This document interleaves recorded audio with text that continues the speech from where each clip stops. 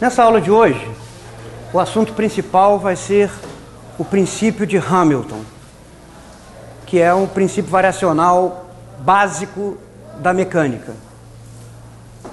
Então, para enunciar o princípio de Hamilton, eu vou discutir as ideias básicas do cálculo das variações, porque o princípio de Hamilton é baseado nesse ramo da matemática conhecido como cálculo variacional ou cálculo das variações. Nós vamos nos limitar apenas a um problema mais simples e mais básico do cálculo das variações. O cálculo das variações se ocupa com o problema de determinar extremos, máximos ou mínimos de funcionais. O que é um funcional? Um funcional é uma aplicação de um espaço de funções sobre o conjunto dos números reais. Em outras palavras, um funcional associa a uma função de uma certa classe um número real. Um dos exemplos mais simples de funcional é o que dá a distância entre dois pontos num plano ao longo de uma curva qualquer. Então, suponha que se tenha um ponto inicial e se tenha um ponto final no plano e esses dois pontos sejam conectados por uma curva. Suponhamos que essa curva, então, possa ser escrita na forma y como função de x. O comprimento desta curva, ou a distância entre esses dois pontos ao longo da curva, é definida a partir da distância infinitesimal entre dois pontos infinitesimalmente próximos da curva, que é isso aqui, Teorema de Pitágoras, e pode ser escrito ainda, então, como o comprimento da curva entre esses dois pontos é um funcional desta função y, definido por esta integral aqui, usando a notação abreviada y' para dy dx. Então, dados esses dois pontos fixos e dada uma curva representada na forma y igual à função y de x, continuamente diferenciável, e essa derivada sendo contínua, então, para cada função y escolhida, o comprimento dessa curva é diferente. Então, para essa aqui, dado uma curva conectando esses dois pontos, fica associado um número que é o comprimento da curva entre aqueles dois pontos. Por essa regra aqui, nós associamos a qualquer função que tenha derivada contínua e que represente uma curva que passe por esses dois pontos fixos, um único número real. Genericamente, um funcional genérico que vai nos interessar, que J é um funcional da função y. Y é uma função. Essa notação costuma ser usada para indicar funcional. Y é o argumento do funcional J. Considere um funcional J da função y dessa forma aqui. F é uma função de 3 variáveis reais, tá? Então, aqui no lugar do primeiro argumento de f, nós pomos y de x, aqui a derivada de y em relação a x, e o terceiro argumento é a própria variável de integração x. x1 e x2 são valores fixos, isso aqui é no intervalo de integração fixo. Então, para cada função escolhida, f é uma minúsculo, é uma função supostamente conhecida. Então, para cada função y que for introduzida aqui nesta integral, efetuando a integração, se obtém um número.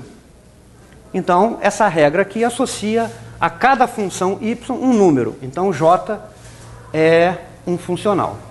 O problema fundamental do cálculo das variações é determinar para que funções y esse funcional assume um valor extremo, um máximo ou um mínimo. Então, o problema fundamental do cálculo das variações é determinar as funções, a função ou funções que extremizam o funcional considerado.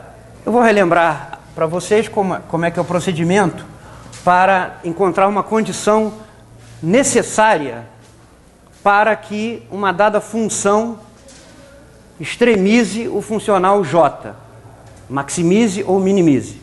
Então, digamos que nós temos um problema com extremos fixos e vamos supor que o problema tem solução. Existe uma função que extremiza o funcional J.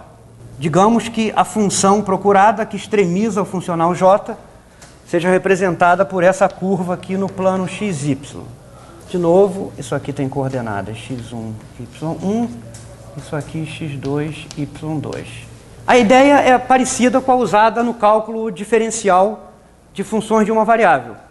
Se nós temos uma função de uma variável e queremos saber para que valor ou valores da variável a função passa por um extremo máximo ou mínimo, o que caracteriza um máximo ou um mínimo é que, se nós fazemos um pequeno deslocamento da coordenada do seu valor que minimiza ou maximiza a função, em primeira ordem o valor da função não muda. Ou seja, a derivada é horizontal num ponto de máximo ou num ponto de mínimo. Então a ideia aqui é análoga. Se essa aqui é a curva que extremiza o funcional, considerar uma outra curva y de x que supostamente extremiza j. Considere uma outra curva vizinha, que nós vamos denotar por y barra, definida da seguinte maneira. A função y barra de x é a função y de x mais um número, epsilon, vezes uma outra função, eta de x, com a condição de que esta função eta de x é zero nos pontos extremos, para garantir que a função y barra também passe pelos mesmos pontos inicial e final. Então, epsilon é um número real e a função eta obedece a essa condição aqui. Eta tem que ser uma função contínua e diferenciável, porque aqui aparece a derivada de y barra, né? Quando nós calcularmos o j para essa curva y barra. Então, veja o seguinte. Se nós calcularmos esse funcional para esta curva y barra, j de y barra é simplesmente essa expressão substituindo y por y barra e y' por y barra linha. Mas observem, essa função y de x é uma função fixa, por hipótese, é aquela que extremiza o funcional j. Eta é uma outra função arbitrária escolhida que se anula nos extremos do intervalo de integração. E epsilon é um número real qualquer. Quando nós substituirmos y barra por essa expressão aqui e efetuarmos a integral no intervalo de x1 até x2, isso se torna uma função que só depende desse número real epsilon. Agora, por hipótese, quando epsilon é igual a zero, a função y barra se confunde com aquela função que extremiza o funcional. Então, esta função φ de epsilon, que é o valor do funcional calculado em y barra, tem que ser máxima ou mínima em epsilon igual a zero. Porque, por hipótese, esta é a função que maximiza ou minimiza o funcional. Mas agora, a função φ de epsilon é uma função de uma variável real. E ela é máxima ou mínima em epsilon igual a zero, né? Uma condição necessária para que φ passe por um mínimo ou máximo em epsilon igual a zero é que sua derivada em epsilon igual a zero seja nula. Epsilon igual a zero implica j de y barra. É máximo ou mínimo.